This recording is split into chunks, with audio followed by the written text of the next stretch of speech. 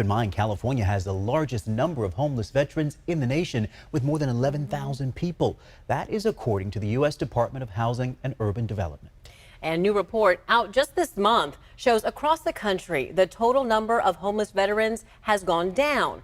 I talked one-on-one with a local man dedicating his life to helping veterans who says while that is good news, there's still a lot of work to be done. You know, there's a lot of struggles that go with being a military brat. Randall Britt, the founder and CEO of America's Homeless Veterans, grew up in a military family.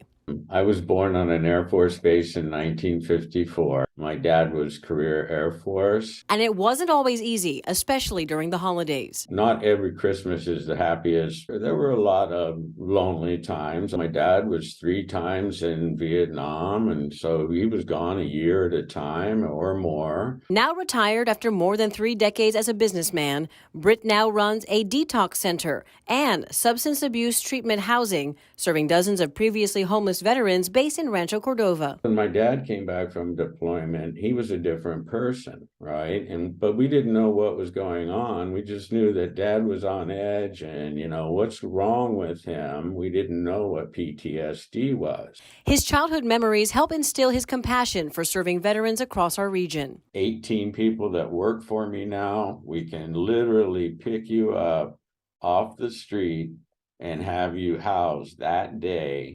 And the need is great. California also has the highest rate of unsheltered veterans at more than 70%. That's according to the U.S. Department of Housing and Urban Development. A number, Britt says, is shameful. We have to admit that we have not been able to solve this problem. HUD tracks the number of homeless veterans across the country, too. Its latest count this year shows the total number of homeless veterans in the U.S. has decreased 11%. But Britt is skeptical of the numbers and says more work needs to be done. The homeless know that the counters are coming and they go and hide.